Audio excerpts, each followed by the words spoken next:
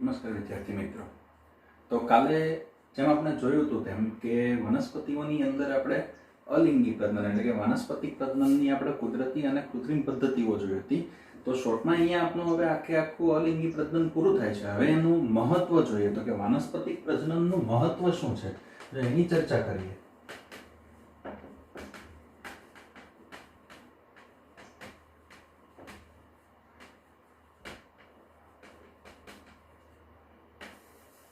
વાનસ્પતિક પ્રજનનનું મહત્વ. ચાલો એમાં જોઈએ તો કઈ વનસ્પતિઓની અંદર આપણે વાનસ્પતિક પ્રજનન કરી શકીએ છીએ. તો પહેલું કે વનસ્પતિના પિતૃઓમાં જે ઈચ્છનીય લક્ષણો હોય તેને આપણે તેની સંતતિઓની અંદર જો જાળવી રાખવા હોય તો આના માટે આપણે એમનું વાનસ્પતિક પ્રજનન કરીએ છીએ. તો નંબર 1 કે વનસ્પતિના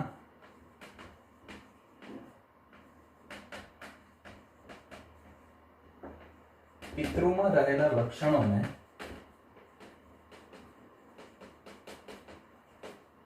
સંતતિમાં જાળવી રાખવા માટે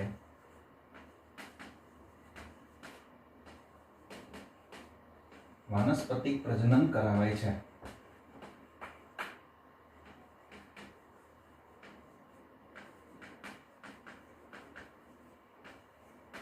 ઓકે, ચલો આ નંબર 1 છે.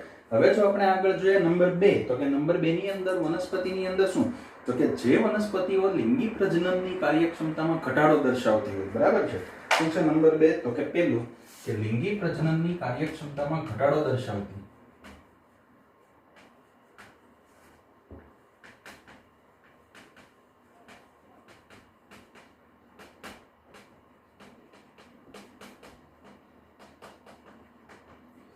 અથવા તો નબળી ઉત્તરજીવિતા દર્શાવતી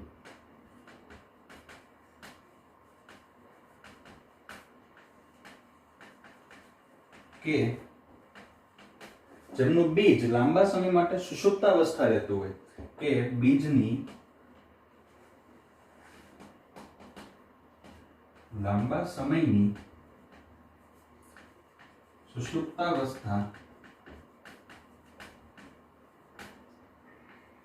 ધરાવતી વનસ્પતિમાં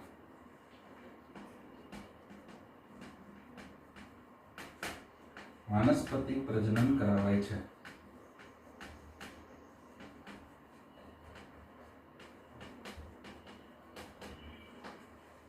ચાલો તો આપણે બે કારણો જોઈએ, જેમાંથી પહેલું આપણે જોયું કે જે લિંગી પ્રજનનમાં નબળી ઉત્તરજીવિતા ધરાવે છે, બરાબર. નબળી ઉત્તરજીવિતા ધરાવતી વનસ્પતિઓ એટલે કેવી કે લાંબો સમય માટે જીવી ન શકતી અથવા તો એવા કોઈ બીજ હોય કે જે બીજને આપણે જમીનમાં રોકીએ છીએ, ખરા જમીનમાં આપણે રોપી દઈએ પરંતુ સુષુપ્તાવસ્થાને કારણે બીજમાંથી ક્યારેય અંકુરણ થતું જ નથી. તો આવી વનસ્પતિઓની અંદર એના મૂળ અથવા તો પ્રકાંડમાંથી અસ્થાનિક મૂળ સર્જન કે કલિકાઓ સર્જીને આપણે એમનું વાનસ્પતિક પ્રજનન કરાવી શકીએ છીએ. નંબર 3 કે ઘણી બધી વખત વનસ્પતિઓ પિતૃ વનસ્પતિ જે હોય છે, પિતૃ વનસ્પતિઓની અંદર સારા લક્ષણો હોય છે. જેમ કે બધા જ કઈ આપણે ખેતરમાં જોઈએ તો આંબા હોય વાડીમાં, તો કે બધા જ આંબા ખરાબ ન હોય, ઘણા બધા આંબા સારા બી હોય છે એમાં. તો આ સારા આંબાના જે લક્ષણો આપણે પિતૃઓની અંદર જાળવી રાખવા હોય તો એની અંદર પણ વાનસ્પતિક પ્રજનન કરાવે. શું કામ? કારણ શું આમ? બરાબર. જો કે જો એની અંદર લિંગી પ્રજનન થાય તો એમાં જન્યુઓની આપલે થશે, બરાબર છે, વ્યતિકરણ થશે, પરિણામે કંઈક નવું એમાં આપણને સંકરણ મળશે. અને જ્યારે વનસ્પતિના લક્ષણો ઓલરેડી સારા જ છે તો એની અંદર આપણે અલિંગી પ્રજનન કરાવી અને પછી આપણે એના જ લક્ષણ જાળવી રાખીએ છીએ. તો ત્રીજું છે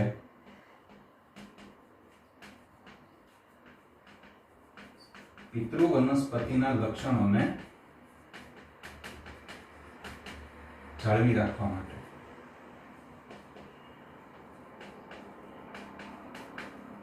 આ પદ્ધતિ ઉપયોગી છે.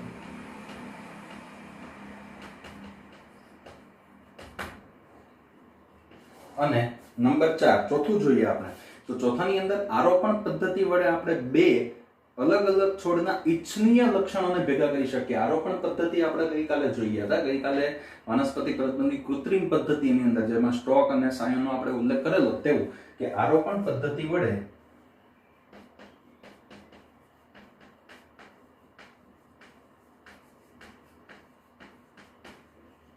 બે વનસ્પતિના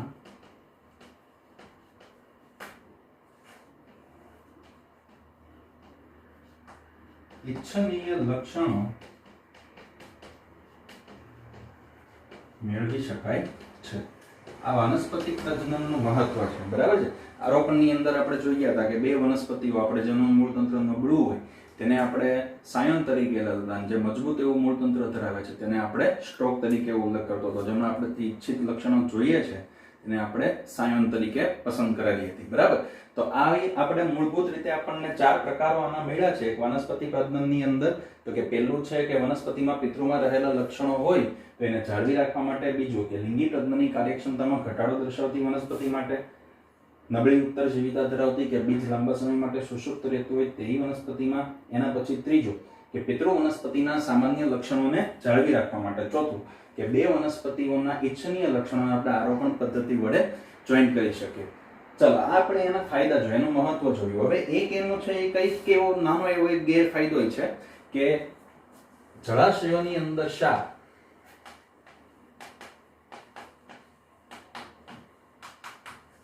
કે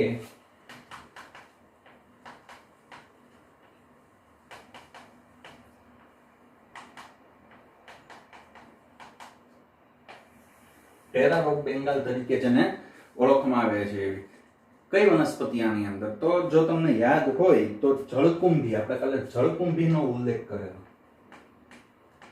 અથવા તો જળકુંભીને બીજું કહેવામાં આવે છે જળ શૃંખલા કે આઇકોનિયા. બરાબર.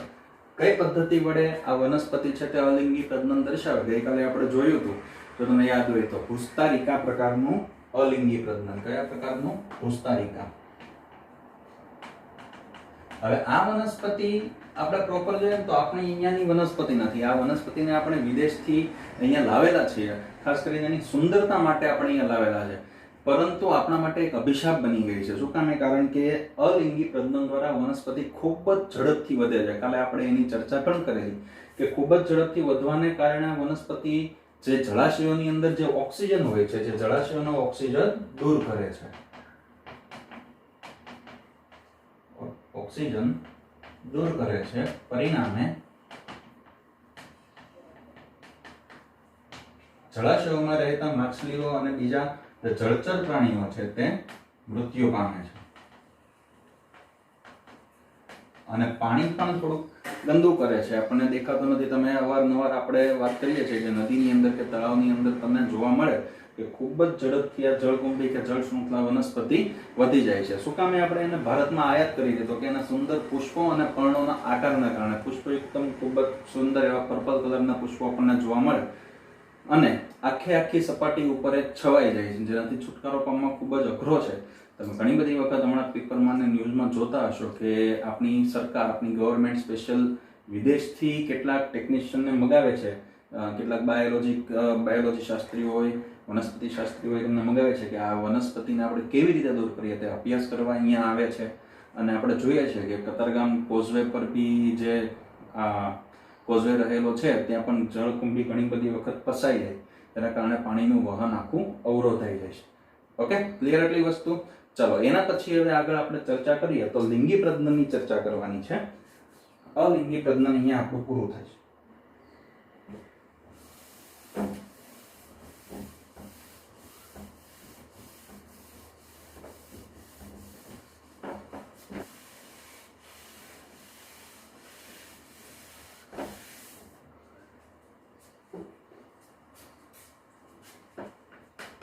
હવે જોઈએ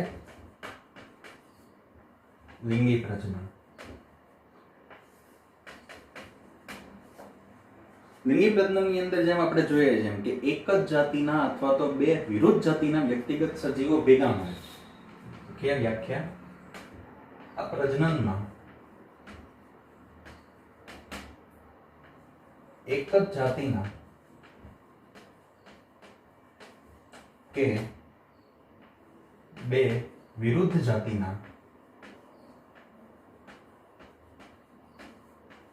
વ્યક્તિગત સજીવો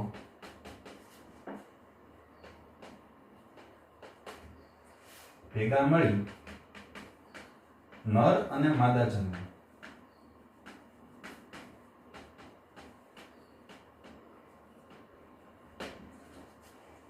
નિર્માણ કરી યુગ્મન જ બનાવે છે.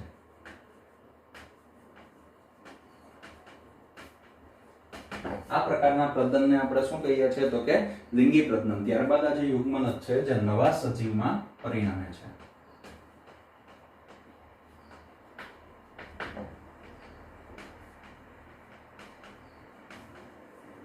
બરાબર. ખાસ અગત્યનું આની અંદર એ છે કે નર અને માદા જન્યુનું જોડાણ થવું, નિર્માણ થાય, જોડાણ થાય અને ત્યારબાદ યુગ્મન જ બનાવે અને ત્યારબાદ તે નવા સજીવની અંદર નિર્માણ પામે છે. તો આ પ્રકારના પ્રજનનને આપણે શું કહીએ છીએ? લિંગી પ્રજનન. હવે લિંગી પ્રજનન છે તે અલિંગી પ્રજનન કરતા એમાં ઘણું મોટું અંતર છે, ઘણો મોટો ફરક છે. ખાસ કરીને સૌથી પહેલો ફરક જોઈએ તો લિંગી પ્રજનન એ અલિંગી પ્રજનન કરતા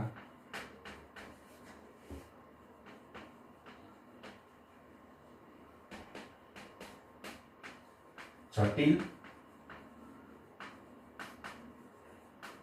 અને ધીમી પ્રક્રિયા છે.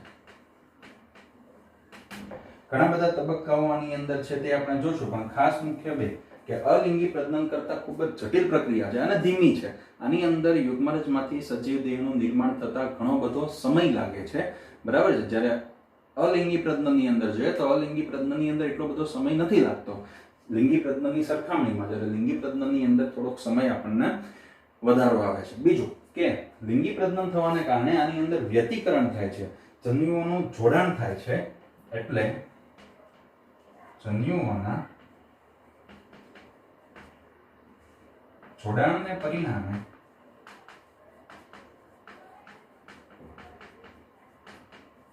ઉત્પન્ન થતી સંતતિ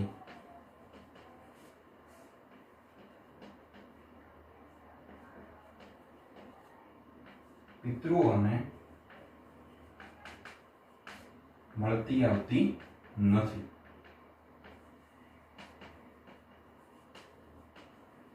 બરાબર. આ એક આની લાક્ષણિકતા છે કે અલિંગી પ્રજનનની અંદર જોઈએ હતા કે આપણે ક્લોન નિર્માણ થતું હતું, જ્યારે લિંગી પ્રજનનની અંદર એકદમ ક્લોન નિર્માણ થતું નથી. આની અંદર જન્યુઓનું નિર્માણ થાય છે, જોડાણ થાય છે. જોડાણને પરિણામે વ્યતિકરણના હિસાબે જે ઉત્પન્ન થાય છે સંતતિ તે પિતૃઓને એક્ઝેક્ટલી મળતી આવતી હોતી નથી. હવે આગળના ચેપ્ટરની અંદર તમે આની વિશે અભ્યાસ કરશો, ઉત્ક્રાંતિ અને ઉદ્વિકાસવાળા ચેપ્ટરની અંદર, કે જે લિંગી પ્રજનન છે, લિંગી પ્રજનનને પરિણામે જ ઉદ્વિકાસ થાય છે. આપણે નવી નવી જાતિઓનું નિર્માણ આના પરિણામે જ થાય છે, લિંગી પ્રજનનને પરિણામે. ક્લિયરલી વસ્તુ ચાલ વનસ્પતિ જોવો, પ્રાણી જોવો, ફૂગ જોવો કે બધા તેમની બાહ્યાકાર વિદ્યામાં, અંતસ વિદ્યામાં તમને જુદાપણું જોવા મળે બધાની અંદર. પરંતુ જો તમે તેમનું લિંગી પ્રજનનની લાક્ષણિકતા જો તો લિંગી પ્રજનનની લાક્ષણિકતાની અંદર બધા જ સજીવોની અંદર સેમ જ વસ્તુ આવે કે એક નરજન્યુ હોય, એક માદાજન્યુ હોય, બે જોડાય અને પછી યુગ્મનજનું નિર્માણ થાય. આ બધામાં તે કોમન ટોપિક આવે છે લિંગી પ્રજનનની અંદર. હવે લિંગી પ્રજનનના જો આગળના તબક્કાની વાત કરીએ તો આગળનો તબક્કો છે જુવેનાઇલ તબક્કો.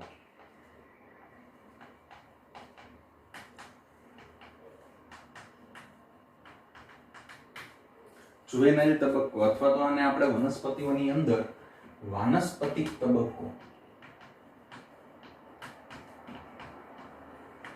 તરીકે પણ ઓળખીએ છીએ. જુવેનાઇલ તબક્કો અથવા તો વાનસ્પતિક તબક્કો. તો જુવેનાઇલ તબક્કો કોને કહેવામાં આવે છે? કે બધા જ જે સજીવો લિંગી પ્રજનન કરે છે, આ લિંગી પ્રજનન કરતા સજીવો એમના જીવનની અંદર નિશ્ચિત અને પરિપક્વતાના તબક્કે પહોંચે એની પહેલા કંઈક તે સમયગાળામાંથી પસાર થાય છે. પરિપક્વતા સુધી પહોંચતા પહેલાના સમયગાળામાંથી પસાર થાય છે. એને શું કહેવામાં આવે છે? જુવેનાઇલ તબક્કો. જો આપણે લખીએ તો બધા જ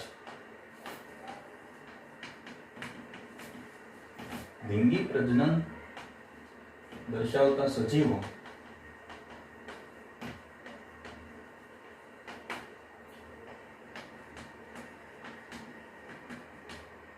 પરિપક્વતા સુધી પહોંચે ત્યાં સુધીના સમયગાળાને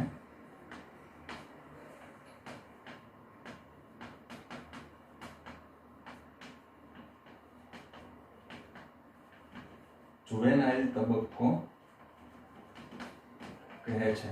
અને વનસ્પતિઓની અંદર તેને વાનસ્પતિક તબક્કા તરીકે પણ ઓળખવામાં આવે છે કે વૃદ્ધિ અને પરિપક્વતાના સુધી પહોંચવાના જે કઈ સમય છે ત્યાં સુધી પહોંચવાના સમયગાળાને શું જુવેનાઇલ તબક્કો કે વનસ્પતિક તબક્કો તરીકે ઓળખવામાં આવે છે.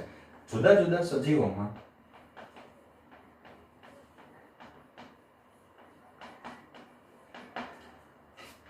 આ તબક્કાનો સમય જુદો જુદો હોય છે.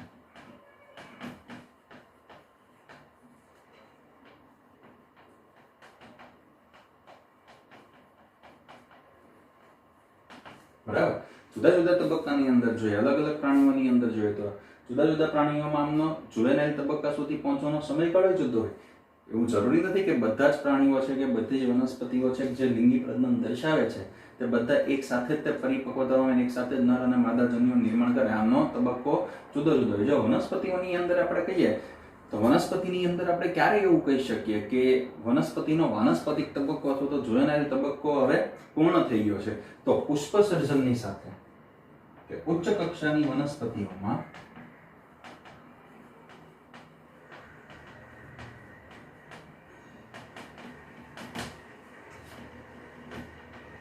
પુષ્પ સર્જનની સાથે વાનસ્પતિક તબક્કો પૂર્ણ થાય છે.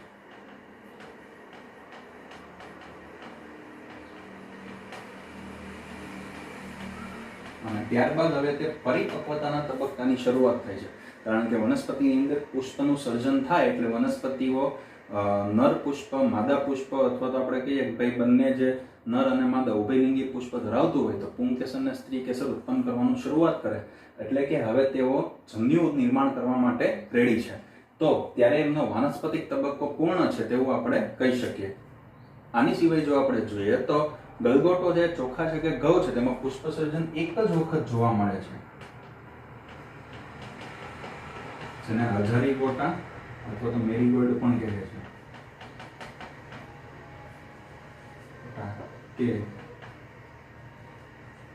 મેરીગોલ્ડ.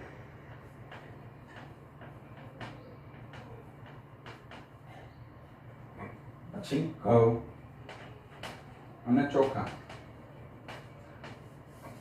તેમાં પુષ્પ સર્જન એક જ વખત જોવા મળે છે.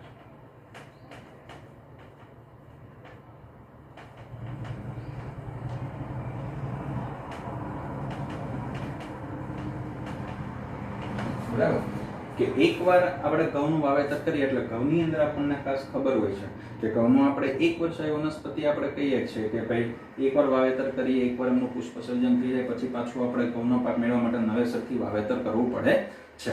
એના સિવાય જો આપણે જોઈએ નાળિયેર અને કેરી તેમાં પુષ્પ સર્જન એક કરતા વધુ વાર જોવા મળે છે.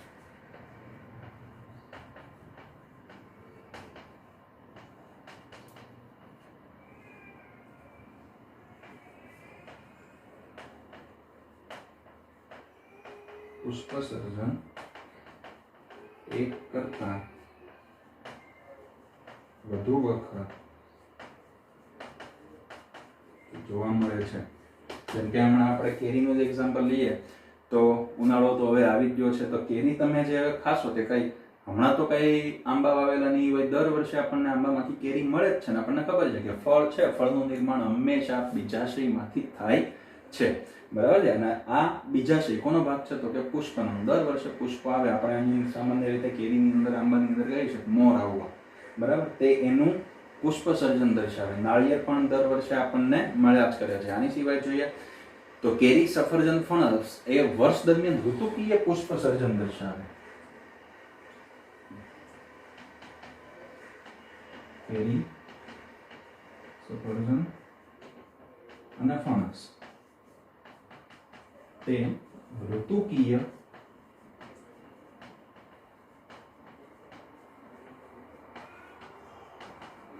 પુષ્પ સર્જન દર્શાવે છે. એટલે કે ઋતુ પ્રમાણે, જેમ કે પાછું આપણે કેરીનું જ એક્ઝામ્પલ લઈએ તો આપણને ફક્ત ઉનાળાની અંદર જ તે કેરી જોવા મળે છે.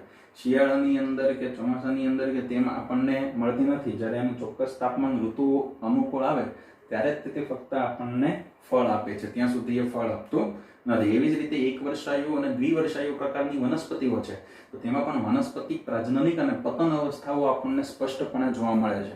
કે ખાસ કરીને જોઈએ તો પાનખર અવસ્થાઓ છે તો પાનખર ઋતુની અંદર જ વનસ્પતિ પર્ણ ખેરવી, એની સિવાય પર્ણ ખેરવતી નથી.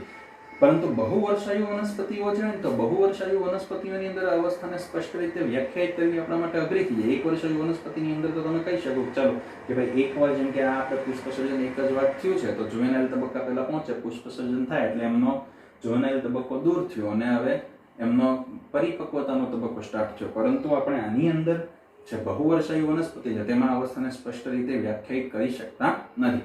આમ કેટલીક વનસ્પતિઓ પુષ્પસર્જનની અસમાન પ્રક્રિયા પણ દર્શાવે, જેમ કે એક્ઝામ્પલ સ્વરૂપે વાંસ છે, તો વાંસ જાતિની પ્રજાતિ તે પોતાના જીવનકાળ દરમિયાન ફક્ત એક જ વખત પુષ્પસર્જન દર્શાવે છે. લખીએ અહીંયા વાંસ જીવનકાળમાં એક જ વખત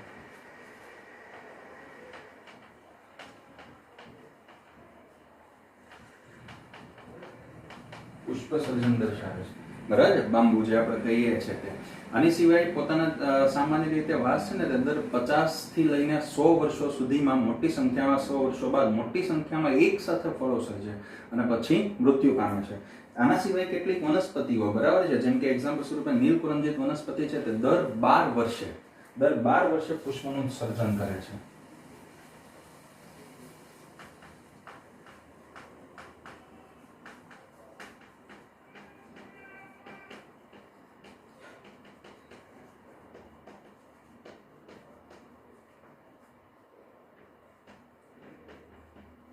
દર 12 વર્ષે આ વનસ્પતિ પુષ્પ સર્જન દર્શાવે. નીલકુરંજિત નામની વનસ્પતિ છે.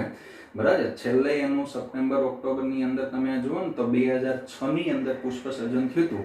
ત્યારબાદ 2018 ની અંદર આપણને એનું પાછું એક પુષ્પ સર્જન જોવા મળેલું છે. ક્લિયર એટલું? ચાલો એના પછી જો હવે આગળ થોડું જોઈએ એની પહેલા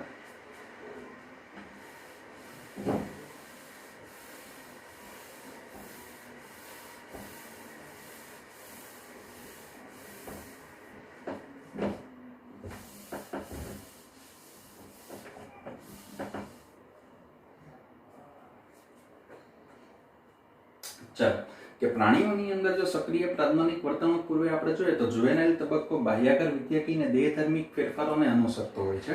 એક્ઝામ્પલ સ્વરૂપે વિવિધ સજીવોની અંદર પ્રાજ્ઞાનિક તબક્કો પ્રાણીઓમાં જુદો જુદો હોય, જેમ કે પક્ષી, ગરોળી, દેડકા બધા ઋતુકીય ઈંડા મૂકે. ઋતુકીય સિઝન પ્રમાણે ઈંડા મૂકે છે. એક્ઝામ્પલ સ્વરૂપે પક્ષીઓની અંદર તમે જો તો પક્ષીઓની અંદર આપણે હમણાં ચોમાસાની બધા રાહ જોવો છો એટલે કેવાય ટીટોળી ઈંડા મૂકે એટલે ચોમાસા આવવાની શરૂઆત થશે. બરાબર છે, ઋતુકીય ઈંડા. એવું નથી કે એને ચોમાસાની બસ વાતાવરણને આધારે એવો ઋતુને આધારે એ પ્રકારને આપણને કહેવાય કે ચક્રીય ફેરફારો દર્શાવતા હોય છે. કુદરતી વસવાટમાં પક્ષીઓ છે તે ઋતુકીય રીતે જ ઈંડા મૂકે, તેમ છતાં બંધનાવસ્થામાં જે કઈ પક્ષીઓ રહેલા હોય, બંધનાવસ્થામાં એટલે કે આપણે પાળેલા હોય. એક્ઝામ્પલ સ્વરૂપે મરઘા ઉછેર કેન્દ્રની અંદર તમે જુઓ તો તેમાં મરઘાને એવી રીતે દવા આપવામાં આવે છે કે પ્રજનનલક્ષી રીતે જ તેમને રાખવામાં આવે અને ઈંડા મેળવવા એ જ તેમનો હેતુ હોય.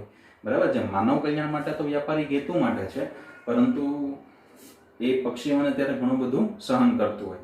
અને સિવાય જોઈએ તો જરાયુ ધરાવતા માદા સસ્તનો છે તે પ્રાજ્ઞાનિક તબક્કા દરમિયાન અંડપિંડ અને બીજી સહાયક ગ્રંથિઓ તેમજ અંતઃસ્ત્રાવોની પ્રવૃત્તિમાં પણ ચક્રીય ફેરફારો દર્શાવે છે.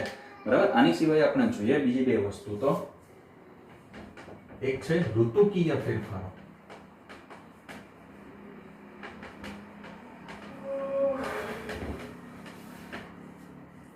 કે સસ્તન પ્રાણીઓ જે કઈ હોય, બરાબર છે, ગાય, ઘેટા, ઉંદર, હરણ, કૂતરા, વાઘ જે પ્રાઇમેટમાં નથી.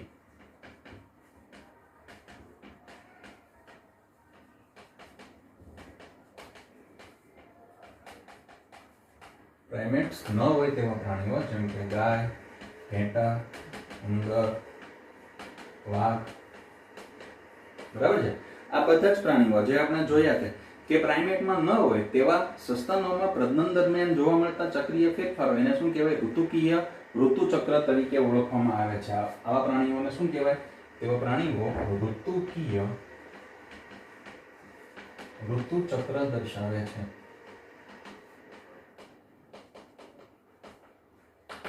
બરાબર, ક્લિયર એટલું? ચાલો આની સિવાય જો આપણે જોઈએ જ્યારે પ્રાઇમેટ્સમાં હોય તેવા પ્રાણીઓ જેવા કે વાંદરા, એપ અને મનુષ્ય જેને આપણે પ્રાઇમેટમાં કહીએ છીએ, તો આ પ્રાણીઓ છે તે કયા પ્રકારે? તો કે માસિક પ્રકારનું ઋતુચક્ર દર્શાવે છે.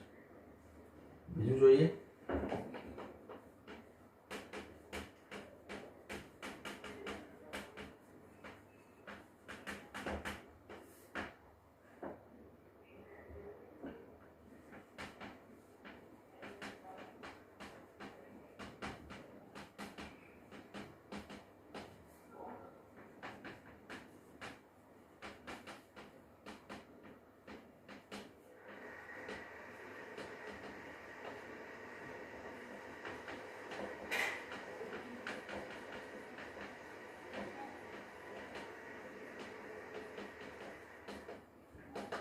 એક્ઝામ્પલ સ્વરૂપે આપણે બહુ સિમ્પલ ને સીધી ભાષામાં આપણે આ બે વિશે જો ચર્ચા કરીએ તો ઋતુકીય ફેરફારોમાં માસિક ઋતુચક્ર, ઋતુકીય ઋતુચક્ર અને માસિક ઋતુચક્ર દર્શાવતા પ્રાણીઓની અંદર ફેરફાર તો તમે ડાયરેક્ટ જ જોવો તો કે ગાય, ઘેટા, ઉંદર, વાઘ આ બધા પ્રાણીઓની અંદર તેમના નવા સજીવોનો જન્મ થવાનો એક ચોક્કસ સમયગાળો હોય છે. તમે મનુષ્યમાં કે વાંદરામાં કોઈ દિવસ એવું તમે ક્યાંય નહીં જોયું હોય કે ખાલી જાન્યુઆરી, ફેબ્રુઆરી, માર્ચ, એપ્રિલ 4 મહિના સુધી તે બાળકો જન્મ્યા પછી નથી જન્મતા. શું કામ? કારણ કે દર મહિને એ ઋતુચક્ર દર્શાવે. બરાબર? જે પ્રાઇમેટ્સમાં હોય તેવા પ્રાણીઓ જેમ કે વાંદરા છે, એપ્સ એટલે કે એ પણ આપણે કહીએ કે ભાઈ કંઈક જેમ કે આપણા પૂર્વ સજીવો, આપણા પૂર્વજો એવા વાંદરા છે કે ચિમ્પાન્જી છે કે ગોરીલા છે તે બધા, અને મનુષ્ય તે માસિક ઋતુચક્ર દર્શાવે. જ્યારે ઋતુકીય ફેરફારોની અંદર પ્રાઇમેટ્સ ન હોય તેવા ગાય, ઘેટા, ઉંદર, વાઘ, હરણ, કૂતરા વગેરે વગેરે આ બધા એક્ઝામ્પલ સ્વરૂપે કૂતરાનું જ તમે જોઈ લો. આપણે અહીંયા ચાલો એક લખી દો સાથે કે કૂતરા, હરણ. કૂતરાની અંદર આપણે અત્યારે કહીએ જ છીએ કે ફક્ત ભાદરવાની અંદર જ તેઓ ઋતુકીય ફેરફારો દર્શાવે ત્યારે જ તેઓ પ્રજનન કરે અને નવા સજીવોનો જન્મ થાય, એની સિવાય દર્શાવતા નથી. ક્લિયર? હવે આમ ઘણા સસ્તનો ખાસ કરીને આપણે જોઈએ કુદરતી જંગલી પરિસ્થિતિમાં વસે તો તેઓમાં ચક્ર માત્ર પ્રજનનિક તબક્કામાં સાનુકૂલિત ઋતુ દરમિયાન જ જોવા મળે. આથી તમને ઋતુકીય સંવર્ધકો કહેવાય. અને જ્યારે પ્રાઇમેટ્સમાં હોય તેવા પ્રાણીઓ તે પ્રજનન માટે હંમેશા સક્રિય જ હોય, તેઓને સતત સંવર્ધકો કહેવામાં આવે છે.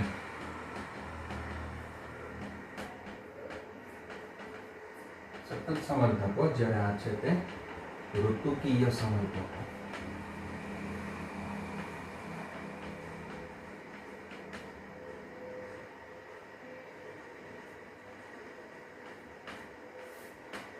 ક્લિયર? આટલી વસ્તુ બધાને ઓકે. ચલો હવે એના પછી આપણે આગળની ચર્ચા કરશું. હવે તો નેક્સ્ટ લેક્ચરમાં અહીંયા આપણે લિંગી પ્રજનન અને જુવેનાઇલ તબક્કાનું પૂર્ણ થાય છે.